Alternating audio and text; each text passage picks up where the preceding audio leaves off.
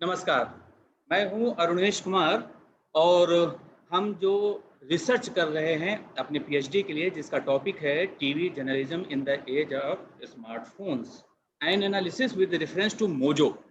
और इस पर इंडस्ट्री एक्सपर्ट का जो इंटरव्यू सीरीज हम कर रहे हैं उसमें आज हमारे साथ बेहद ही प्रतिष्ठित और खास मेहमान श्री कमर वहीद नकवी साहब जुड़ रहे हैं, जिनका अनुभव पत्रकारिता जगत में विशाल है। बल्कि मैं तो ये कहूँगा कि उन्होंने पत्रकारिता जगत में आ रहे बदलावों को बहुत बारीकी से देखा है, जाना है और समझा है।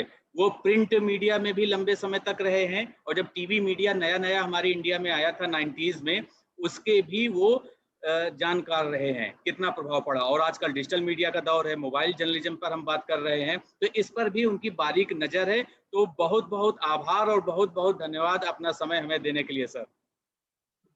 जी धन्यवाद। सर, सबसे पहले तो आपसे यही जानना चाहेंगे कि आपने देखा होगा कि टीवी को जो है ऑडियो विजुअल मीडियम कहा जाता है, लेकिन जब से ये स्मार्टफोन हम सबके हाथ में आ गए हैं, तो स्मार्टफोन के माध्यम से भी टीवी की पत्रकारिता हो रही है। टीवी की रिपोर्टिंग हो रही है, प्रेजेंटेशन हो रहा है, यहाँ तक कि एडिटिंग भी हो रही है। तो आप ओवरऑल क्या प्रभाव देखते हैं स्मार्टफोन का टीवी जर्नलिज्म पर? सबसे बड़ा प्रभाव तो यही है कि स्मार्टफोन ने जो लाइव टेलीकास्ट था, लाइव रिपोर्टिंग थी, उसको बहुत आसान बना दिया है।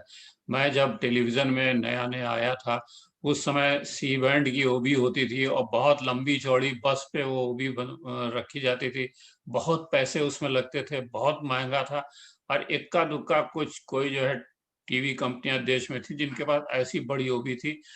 उसमें उसको हैंडल करना बहुत मुश्किल था। 7-8 लोगों के स्टाफ लगता था। फिर वो इतनी बड़ी होती थी कि सब जगह जा नहीं सकती थी। उसको जो ऑपरेशनल खर्चे थे वो बहुत ज्यादा थे। तो और उसके अंदर एक पूरा पीसीआर बना होता था, और मतलब ये ठीक है कि वो आप उसको एक मिनी स्टूडियो की तरह काम कर सकते थे, लेकिन उससे बहुत बड़ी डिश लगा करती थी और वो बहुत बड़े साइज की होती थी और बहुत महंगी होती थी। अब आज एक मोबाइल फ़ोन है, जो एक स्मार्टफ़ोन है, 15-20 हज़ार का फ़ोन है, वो 15-20 हज़ार का फ़ोन आपको स्पॉट से लाइव कवरेज दे देता है।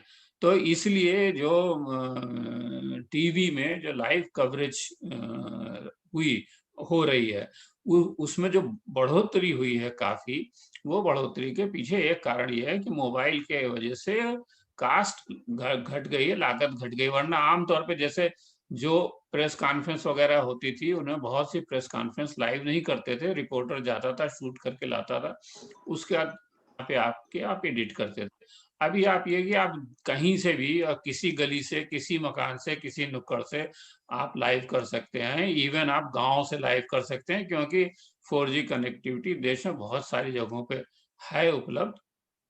तो आप वीडियो भेज सकते हैं। तो इसने एक तरह से बहुत ही एम्पावर किया है टीवी के पत्रकारों को। तो ये एक फ़ायदा है। दूसरा फ़ायदा ये है कि मोजो यानी जो मोबाइल है, इस डिवाइस, इसने सामान्य नागरिकों को बहुत एम्पावर किया है कि वो जहाँ पे भी हैं, उनके सामने कोई घटना हो रही है, तुरंत उसका वीडियो बना लें। उसका वीडियो बना करके वो चाहे तो किसी न्यूज़ चैनल को भेज दें, चाहे तो किसी न्यूज़ वेबसाइट को भेज दें, या तो सोशल मीडिया पे शेयर करें, ट्विटर पे, फेसबुक पे, और वो घटना सबको पता चल जाती है। तो ये मोबाइल का योगदान है, जो इसके पहले संभव नहीं था। बिल्कुल, आपने सिटीज़न जर्नलिज़्म यानी नागरिक पत्रकारिता का ज़िक्र कर दिया, क्योंकि ये बात सच है कि आज की तारीख में हर एक नागरिक के पास स्मार्टफ़ोन है और स्मार्टफ़ोन ने न सिर्फ़ जर्नलिस्ट को बल्कि आम आदमी को भी काफ़ी एम्पावर किया है। लेकिन यहाँ पर एक विवाद ये भी उठता है कि जो सिटीज़न जर्नलिज़्म का कॉन्सेप्ट है, क्या उनको सिटीज़न जर्नलिस्ट कहा जाए या ना कहा जाए? क्योंकि प्रोफ़ेशनली ना तो वो जर्नलिज़्म की पढ़ाई करते हैं, ना तो जर्नलिज़्म के लॉज़ और एथिक्स को फ़ॉलो करते हैं। तो क्यों ना उनको कंटेंट क्रिएटर्स की संज्ञा दी जाए? आपका इस मामले पर क्या मानना है? हाँ, ठीक है, आप जो है उनको नाम कोई भी दें। बेसिकली सिटीज़न जर्नलिस्ट तब शुरू हुआ था जब बहुत कम लोगों के पास मोबाइल डिवाइस हुआ करती थी, तब उस समय का टर्म है। या बहुत कम लोगों के पास हैंडीकैम हुआ करते थे, और लोगों से तब उस समय के 10 साल पहले की बात है, टीवी चैनल लोगों से रिक्वेस्ट किया करते थे या उनसे आग्रह किया करते थे कि अगर आपके पास कोई हैंडी कैम हो या कुछ हो तो आप घटना का वीडियो भेज दीजिए। खास तौर से जब कहीं कोई बहुत बड़ी दैवीय आपदा जैसे भूकंप आ गया हो या साइक्लोन आ गया हो, ऐसी घटनाएं जहां तक टीवी के रिपोर्टरों की पहुंच आमतौर पर संभव नहीं थी। एक कारण ये है कि बहुत बार वो रास्ते बहुत दुर्गम होते हैं, तो दूसरे कारण ये है कि एक मैन पावर की समस्या है, क्योंकि अगर कोई घटना बहुत सारे शहरों में एक साथ हो गई है तो टीवी का पत्रकार हर जगह नहीं पहुंच सकता, उनकी टीम सीमित होती थी। तो नागरिकों से कहा जाता था कि भाई आपके पास कोई वीडियो हो तो आप शेयर करें। और दूसरी बात यह कि वो घटना जिस समय एक्चुअली हो रही है उस समय जरूरी नहीं कि टीवी का पत्रकार वहां मौजूद ही हो, बिल्कुल। जबकि बहुत सारे लोग वहां मौजूद हो सकते हैं और जिन्होंने हो सकता है वीडियो बनाए हो। तो उस समय सिटीजन जर्नलिस्ट की जो है वो एक कल्पना की गई थी। तो आज के संदर्भ में जब ये एक फेक न्यूज की भी बड़ी समस्या है और बिल्कुल। इस समस्या से पूरा न्यूज मीडिया जो है वो, चाहे वो मुख्य धारा का न्यूज मीडिया हो जिससे बहुत सारे संसाधन हो, चाहे सोशल मीडिया हो, चाहे चाहे छोटे मोटे ब्लॉग वगैरह हो, सभी को फेक न्यूज से जूझना पड़ रहा है। तो ऐसे में हाँ, जो लोग, जो भी कोई एक वीडियो बना रहा है या जो जिसके हाथ में मोबाइल फोन है उसको हम सिटीजन जर्नलिस्ट ना कहें, क्योंकि ये आपका पॉइंट बिल्कुल सही है कि जर्नलिस्ट की एक ट्रेनिंग होती है, जर्नलिस्ट का के एक सिखाया जाता है कि उनको एथिक्स क्या है, कैसे कवरेज होनी चाहिए, कैसे ऑब्जेक्टिविटी का पालन होना चाहिए, कैसे जो है वो बैलेंस होना चाहिए, कैसे फेयर रिपोर्टिंग होनी चाहिए।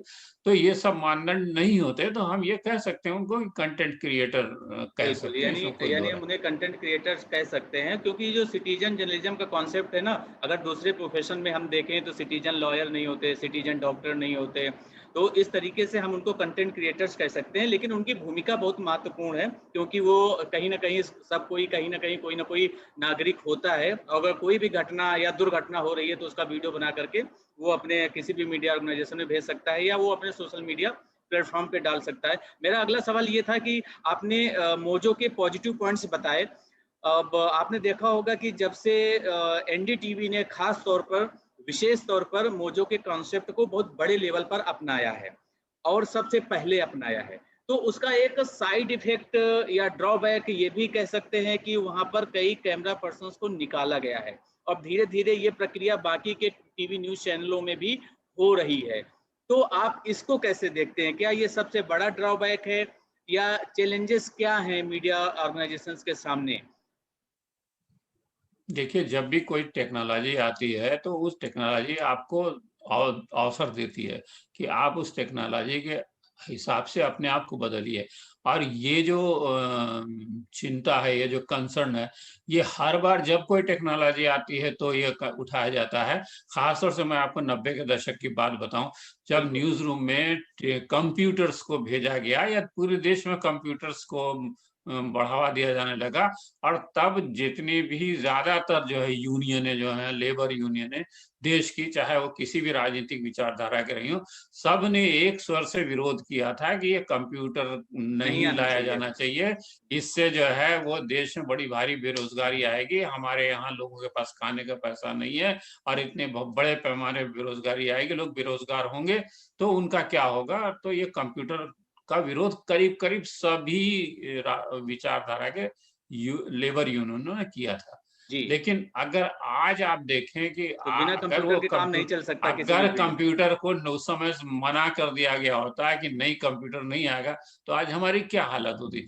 अब उस समय जो कंप्यूटर है, सही बात है कि अखबार में देखिए कंप्यूटर आने से पहले तो कंपोजिटर जो है और प्रूफ रीडर उनकी नौकरी चली गई, ठीक है। उसके बाद अब ये हालत है कि जो पेस्ट अप आर्टिस्ट होते थे, जो अखबार का पेज बनाते थे, अब उनकी भी जरूरत नहीं है।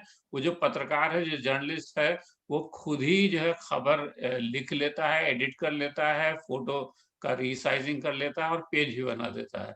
तो ठीक है, इतने लोग बेकार होंगे, लेकिन ये जो कंप्यूटर थे उसने कितने रोजगार के नए अवसर क्रिएट किए, और आज जो है भारत जो है आईटी का सुपर पावर है, तो वो सुपर पावर कंप्यूटर के कारण ही बना है ना। तो बाकी सारे लोगों को अवसर थे कि आप अपने आप को स्किल करें। जैसे मैं आपको बताऊं कि मैं एक कंपनी में काम कर रहा था, वहां पे एक टाइपिस्ट होता था, तो उस समय वहां हम लोग रेमिंगटन के टाइपराइटर जो तो उन पे टाइप कराते थे। तो जब ये कंप्यूटर आए और कुछ दिन के बाद, तो उस में एक लड़का था, तीन चार टाइपिस्ट थे, बाकी किसी ने अपने को स्किल नहीं किया। एक लड़का था, उसने जो है हमसे छुट्टी मांग के कि हम एक्स्ट्रा, हमें 1-2 घंटे पहले छोड़ दीजिए, हम एक ग्राफिक्स का जो है कोर्स करना चाहते हैं।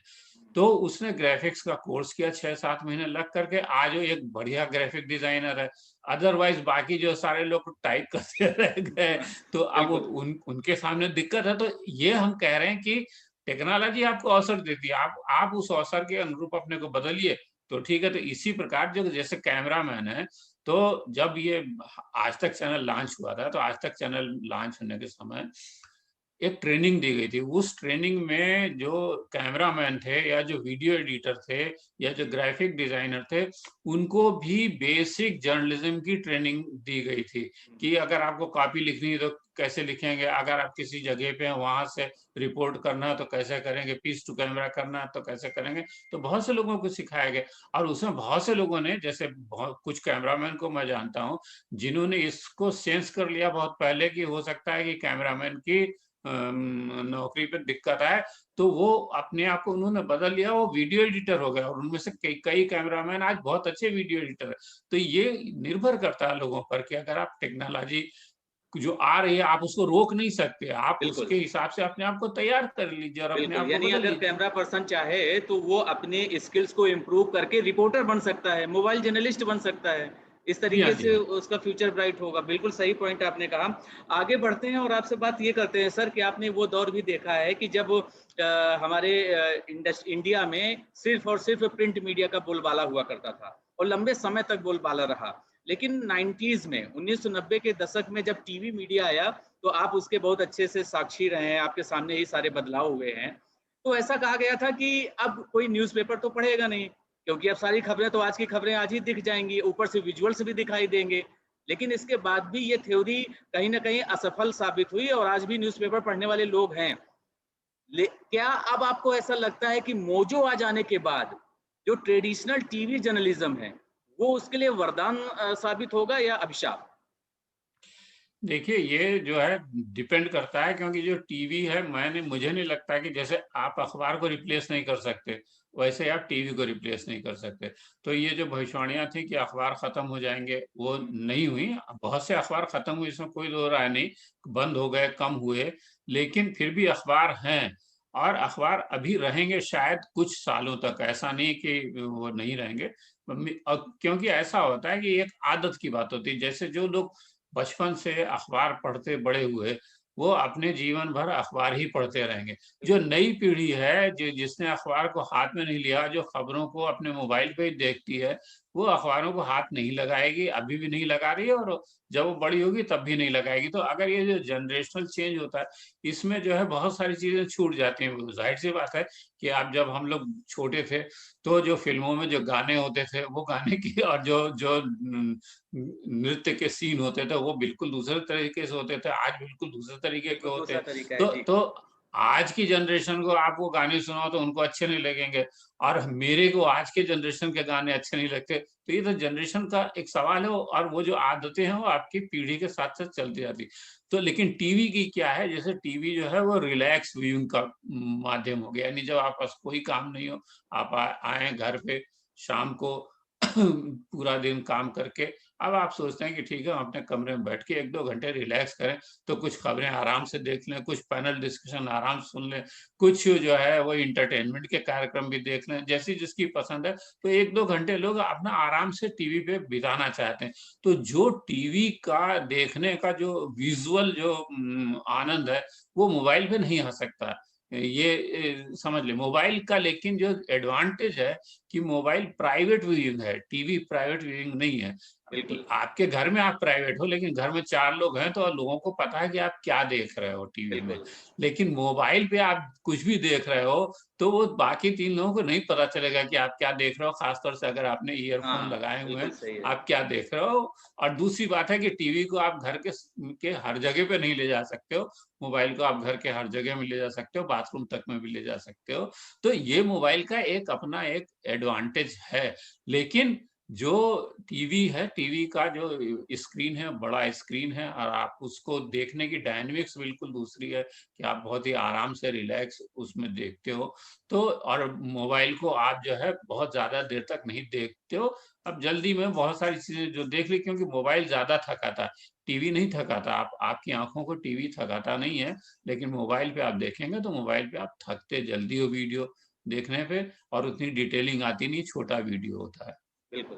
तो यानी आपके कहने का अर्थ ये हुआ, जहाँ तक मैं समझ पा रहा हूँ, कि टीवी मीडिया भी अपनी जगह पे रहेगा और ये डिजिटल मीडिया मोजो भी काफ़ी ग्रो करेगा। लेकिन यहाँ पे सर एक सवाल ये भी है कि आजकल देखा गया है कि जो टीवी न्यूज़ चैनल्स चलाने वाले लोग हैं मैनेजमेंट के, वो पैसा बचाने के नाम पे, कॉस्ट कटिंग के नाम पर एक ही व्यक्ति पर सारा बोझ डाल देते हैं। यानी मोजो जो कर रहा है, उसी से ये उम्मीद है कि वो न्यूज़ गैदरिंग भी करे, वहाँ से अपने विजुअल्स एडिट वगैरह करके यानी भेजे और न्यूज़ प्रेजेंटेशन भी हो।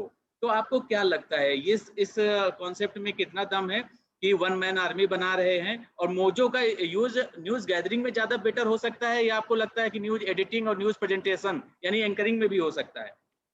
देखिए, एक बात बताएँ, एक जब शुरू जब टीवी न्यूज़ आई थी भारत में भी, और उसके पहले तो विदेशों में बहुत पहले आ गई थी, तो एक न्यूज़ कवरेज के लिए 5 लोग जाया करते थे। बिल्कुल। एक कैमरामैन जाता था, एक साउंड आर्टिस्ट जाता था, एक लाइट बॉय जाता था, एक जो है वो अटेंडेंट जाता था जो ट्राइपॉड वगैरह उठाएगा, क्योंकि बहुत भारी-भारी ट्राइपॉड हाँ, होते थे, हाँ, और बिल्कुल। एक रिपोर्टर जाता था, एक ड्राइवर और गाड़ी जाती थी। तो 5-6 लोगों को लेने के लिए गाड़ी भी ले जाने के लिए गाड़ी भी बड़ी होनी चाहिए और सब कुछ। तो लेकिन क्या है कि वो आज उनकी ज़रूरत नहीं, और है एक तो कास्ट तो कटिंग आप उसको कह सकते हैं। लेकिन जो दूसरी बात है, दूसरी बात ये है कि जब 5 लोग मिलके जो काम कर रहे हों, वहाँ पर आपस में कोऑर्डिनेशन, तालमेल, क्वालिटी कंट्रोल वो थोड़ा कई बार बहुत कठिन होता है, क्योंकि आप उसकी प्लानिंग नहीं कर पाते। हमने कुछ सोच करके स्टोरी सोची, कैमरामैन ने उस तरह के विज़ुअल नहीं लिए। अच्छा, कैमरामैन ने विज़ुअल उस तरह के ले लिए थे, एडिट टेबल पे एडिट किसी दूसरे ने किया, उसने कुछ और एडिट कर दिया। तो कई कई बार चूँकि जब कई लोग इन्वॉल्व होते हैं तो बहुत मामले में ऐसा होता है कि आप जो सोच रहे हैं बिल्कुल एग्ज़ैक्टली वैसी स्टोरी नहीं होती। लेकिन अगर आप ही पत्रकार हैं, आप ही कैमरामैन हैं, आप ही वीडियो एडिटर हैं, तो आप जो सोच के स्टोरी शूट करने गए थे, या आप एग्ज़ैक्टली वही स्टोरी प्रोड्यूस करेंगे, तो एक क्वालिटी का बड़ा फ़र्क पड़ता है इसमें। तो ये कास्ट कटिंग से इसको नहीं जोड़ना चाहिए, और दूसरी बात है स्पीड का, कि एक काम को मुझे ही करना है, तो मैं इस ज़्यादा स्पीड के साथ करूँगा, वरना ऐसा है कि किसी ने शूट किया, अब उसके ऊपर मैं निर्भर हूँ कि वो कैमरामैन जब आएगा, जब देखेगा, जब अपना वीडियो निकाल के इंजेस्ट कराएगा, तब उसके बाद मैं देख पाऊँगा कि हाँ एडिट जी, होगा, क्या हुआ। बिल्कुल। फिर उसके बाद फिर तीसरा कोई आदमी एडिट करेगा, फिर वो भी देखेगा उस वीडियो को, क्योंकि उसने देखा नहीं है। लेकिन अगर मैंने ही उसको शूट किया है, तो शूट करते समय मैं देख रहा हूँ कि मैंने वीडियो में क्या शूट किया है, कौन से शॉट अच्छे हैं, कौन से शॉट अच्छे नहीं हैं, किनको मुझे लेना चाहिए, किनको नहीं लेना चाहिए। ये सब काम तो मैं वीडियो शूट करते समय ही कर चुका हूँ। तो बहुत सा समय भी बचता है, और क्वालिटी में भी जो है वो बेटर होती है। तो मुझे लगता नहीं कि इसको जो है हम लोग कास्ट कटिंग से जोड़ें, क्योंकि जो भी टीवी के चैनल हैं वो कास्ट को कहीं और खर्च कर रहे हैं, कुछ और चीज़ों में कर रहे हैं, अगर वहाँ से बच रही है लागत, तो दूसरी जगह आपको, जैसे आप रिपोर्टर्स की संख्या आप बढ़ाते, मान लिया आपके रिपोर्टर पहले राज्य मुख्यालयों में ही थे, तो आप उनको बढ़ा दीजिए। द एक एक प्रदेश में 1 ज़िले के 1 शहर के बजाय आप 10 शहरों में रखिए, आपको बिल्कुल। कवरेज ज़्यादा मिलेगी। या आप रिपोर्टर्स को ज़्यादा जगह भेज सकते हैं। पहले जो है कास्ट हम वहाँ भी बचा सकते थे कि भई ज़रूरत ना हो तो रिपोर्टर को मत भेजिए, क्योंकि ज़ाहिर-सी बात है कि एक रिपोर्टर नहीं उसके साथ एक पूरी टीम 3-4 लोगों की जाती थी, तो उसमें कास्ट ज्यादा लगती थी। तो नॉर्मली जो है अगर ये इधर कास्ट कम हो रही है तो न्यूज गैदरिंग के अवसर बढ़ गए, क्योंकि उतनी ही कास्ट में वो चैनल अपनी न्यूज गैदरिंग को बढ़ा लेता है। बिल्कुल। आपने ये कहा कि इसे कॉस्ट कटिंग से जोड़ना उतना सही नहीं होगा। लेकिन मेरा सवाल यहाँ पर ये भी है सर कि न्यूज़ गैदरिंग पर तो मोजो का अच्छा खासा प्रयोग हो रहा है और बहुत सफल प्रयोग भी हो रहा है एनडीटीवी के द्वारा। इंडिया टुडे ग्रुप ने भी अब इसकी शुरुआत कर दी है। डिजिटल सेक्टर में भी खूब हो रहा है। लेकिन यहाँ पर सवाल सर ये है फेक न्यूज़ का, कि कई बार जो है प्रोफेशनल जो टीवी जर्नलिस्ट हैं वो ध्यान रखते हैं इस चीज़ का, लेकिन जो डिजिटल मीडिया आजकल आ गया है, बहुत से यूट्यूब चैनल आ गए हैं, बहुत सी वेबसाइट्स आ गई हैं और बहुत से ऐप भी आ गए हैं, वहाँ पर आप मोजो का प्रयोग कितना सफल देखते हैं? आपको क्या लगता है कि डिजिटल जर्नलिज्म में मोजो कितना हेल्पफुल है? क्या चुनौतियाँ हैं, क्या संभावनाएँ हैं? देखिए, वो तो ये है कि जब एक सुविधा आपके पास है तो बहुत से लोग सुविधा का उपयोग करते हैं और बहुत से लोग सुविधा का दुरुपयोग भी बिल्कुल, करते हैं। वो चाहे जैसी भी सुविधा हो। आप जैसे भी कानून बना लीजिएगा, बहुत सारे लोग कानून का उपयोग करेंगे, बहुत सारे लोग कानून का दुरुपयोग करेंगे। बिल्कुल। वो होता ही है। अब सवाल ये है कि हमको जो है सुविधा तो है, एक टेक्नोलॉजी है जो हमारे बहुत फ़ायदे की है।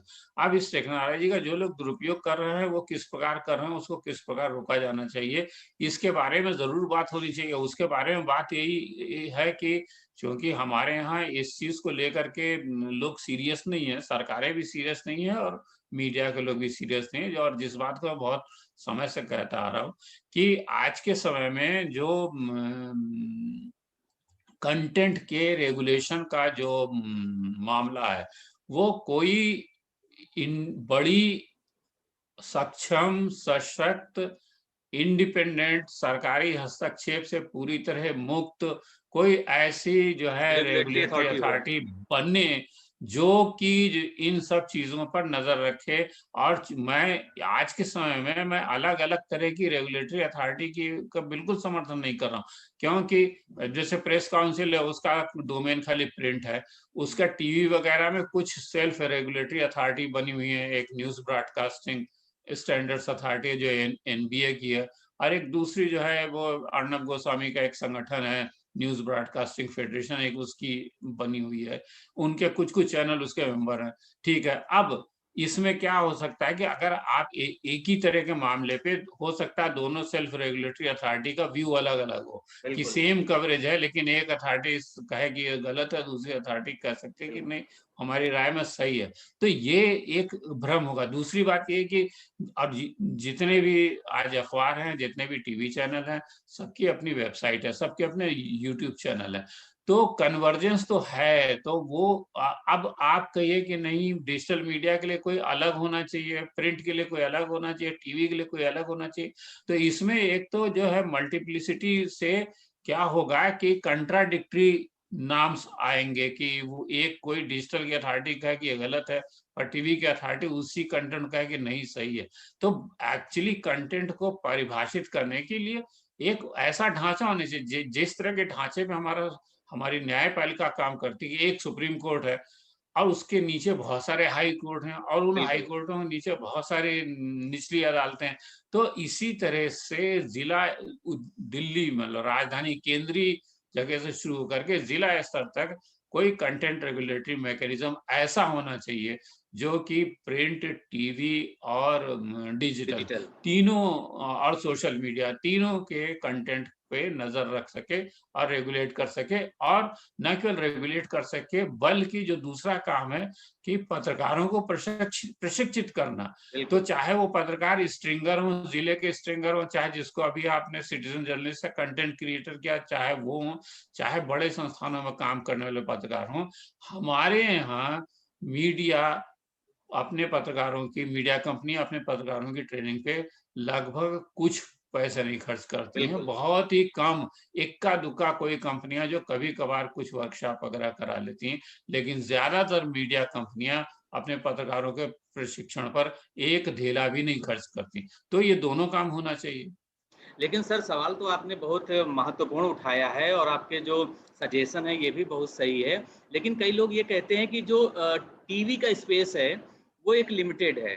न्यूज़पेपर का स्पेस भी लिमिटेड है, लेकिन डिजिटल मीडिया का स्पेस अनलिमिटेड है।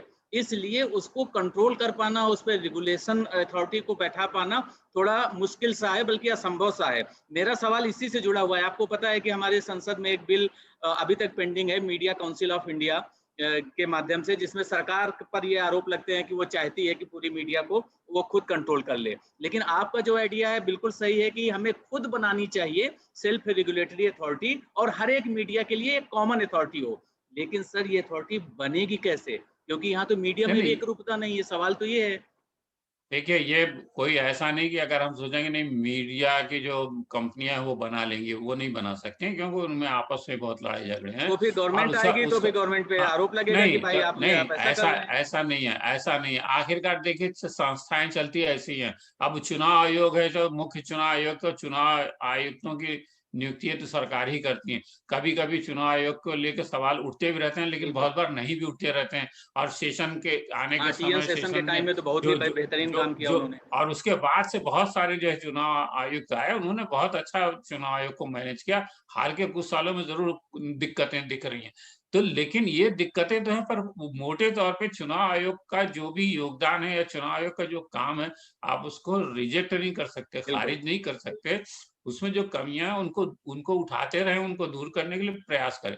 तो एक जो ऐसी संस्था जो सांविधानिक संस्था हो, जिसको संविधान की कानून बना करके स्थापित किया गया, और उसको बेसिकली आप सरकार के दबाव से मुक्त करने के लिए आप उसकी एक चुनाव प्रक्रिया होनी चाहिए कि कौन लोग उस हम्म। को चुनेंगे। आखिरकार जैसे जुडिशरी है, बिल्कुल।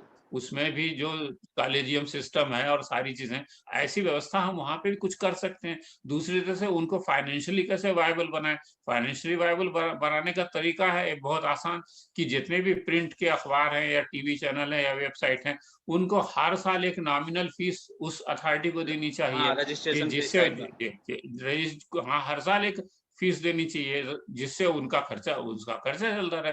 तो ऐसा कुछ नहीं कि हो नहीं सकता, वो विल पावर चाहिए, लेकिन वो विल जो है सरकार में होनी चाहिए, और सरकार में ईमानदारी होनी चाहिए कि नहीं, हम देश में स्वस्थ लोकतंत्र के लिए स्वस्थ मीडिया को बढ़ावा देना चाहते हैं। तो पहली बात कि जो भी सरकार है, चाहे ये सरकार, चाहे इसके पहले की सरकार, बिल्कुल। चाहे इसके आगे आने वाली सरकारें, अगर उनकी निष्ठा स्वस्थ लोकतंत्र के प्रति होगी, तो वो एक स्वस्थ स्वतंत्र मीडिया रेगुलेटरी अथॉरिटी के लिए काम करेंगे।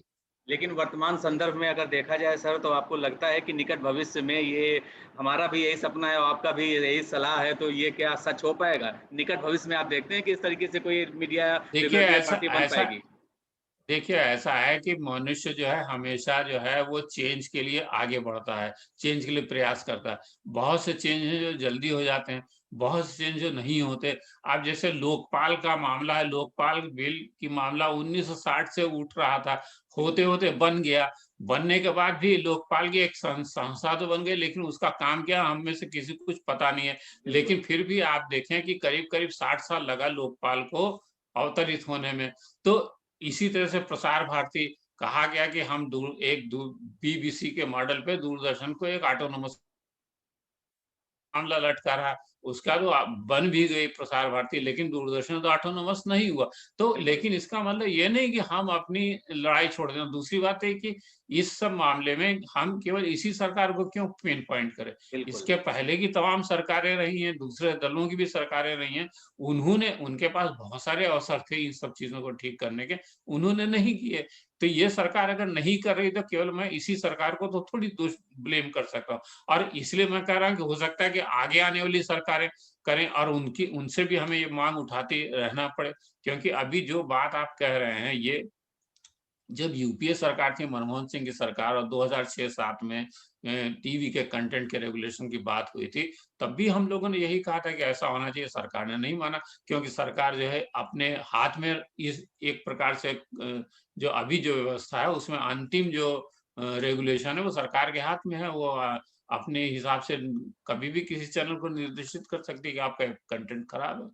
तो ये बात बिल्कुल। है, सरकार जब तक इसको छोड़ेगी नहीं, तब तक ये समस्या बनी रहेगी।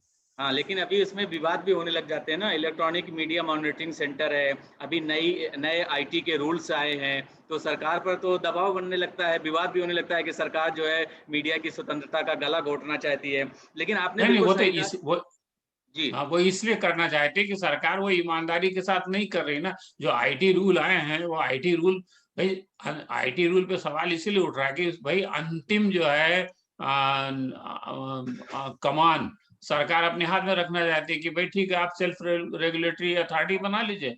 उसके बाद अगर कोई दिक्कत होगी, उसके बाद भी अगर वो जरूरत पड़ेगी, तो सरकार की अंतर मंत्रालयी समिति जो है वो निर्णय हाँ, करेगी। उसमें लड़ाई अंत में तो करेगी। सरकार ही सुप्रीम जज बन कर बैठी ना। आपत्ति इस बात पे, आपत्ति सेल्फ रेगुलेशन पे, कंटेंट रेगुलेशन पे बिल्कुल नहीं है। जी। बिल्कुल मैं भी यही उम्मीद करता हूँ कि आने वाले समय में एक तरीके से एक unified media council of India करके या इस तरह की कोई भी ऐसी सेल्फ रेगुलेटरी अथॉरिटी हो जो प्रिंट, डिजिटल, इलेक्ट्रॉनिक मीडिया सब तरह पर नज़र रखे और ईमानदारी से रखे, ट्रांसपेरेंसी के साथ में उस पर काम हो, और वो जो जर्नलिस्ट हैं उनको ट्रेनिंग भी दे, रिसर्च भी कराए, और साथ ही में अगर कुछ पत्रकारिता के सिद्धांतों का पालन नहीं हो रहा तो ऐसे चैनलों के खिलाफ या ऐसे मीडिया ऑर्गेनाइजेशन के खिलाफ कार्रवाई भी करे। आखिर में सर, चलते चलते आपसे एक सवाल का जवाब ये जानना चाहेंगे कि ये मोजो को बहुत बड़े लेवल पर एनडीटीवी ने तो अपना लिया है, लेकिन बाकी के चैनल अभी बहुत कछुआ गति से चल रहे हैं या बहुत बड़े लेवल पे नहीं अपनाया। अभी भी उनके साथ ट्रेडिशनल कैमरा पर्सन जाते हैं, पूरी यूनिट जाती है। ऐसे में आप क्या मानते हैं कि आने वाले कितने सालों में पूरे टीवी न्यूज मीडिया द्वारा मोजो के कॉन्सेप्ट को अपना लिया जाएगा? फ्यूचर कितना ब्राइट है मोजो का इंडिया में? देखिए, बेसिक जो मोजो को, ये हमेशा होता है कि जब कोई नई टेक्नोलॉजी आती है तो कुछ लोग लीप फॉरवर्ड करते हैं, बहुत जल्दी पहुंच जाते हैं। अब कुछ लोग में हेजिटेंसी रहती, हिचक रहती, अरे ठीक है।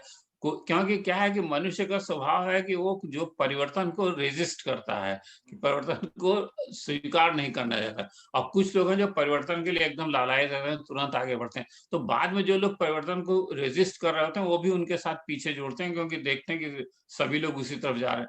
तो टीवी में भी यही होगा, ऐसा नहीं है। अभी जो समस्या है, समस्या बेसिकली बैंडविड्थ की है, कि बहुत सी जगह पे हमें जो बैंडविड्थ है वो उतनी नहीं मिलती। जो नेटवर्क है, सिग्नल वीक है बहुत सी जगह। आप अभी देखें कि जो कोरोना के कारण जो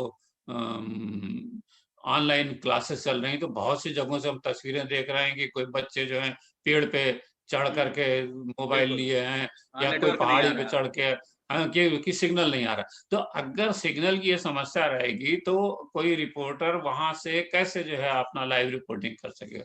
तो जैसे ही ये सिग्नल वगैरह की समस्या थोड़ी सुधरेगी और थोड़ा इम्प्रूवमेंट होगा, खास अगर 5G आने के बाद, तो मुझे लगता है कि मोजो को तो आपको, आप उसको रोक ही नहीं सकते, आपको उसको अपनाना ही पड़ेगा। देर सवेर सबको उस रास्ते पे जाना पड़ेगा। बिल्कुल, यानी आपका सीधे तौर पे ये कहना है कि फ्यूचर मोजो का बहुत ब्राइट है। बस ये है कि जो टेक्निकल चीज़ें हैं कि 5G तकनीकी आ रही है, और इस तरीके से नई-नई तकनीकी पत्रकारिता में लगातार तरक्की के नए द्वार खोलती रहेगी। बहुत-बहुत धन्यवाद और बहुत-बहुत आभार सर आपका। आपके जो इनपुट्स हैं, मेरी रिसर्च में बहुत काम आएँगे और मैं इन्हें थीसिस में एक्नॉलेज भी करूँगा। Thank you so much sir for giving us your valuable time and your valuable inputs. Thank you, धन्यवाद।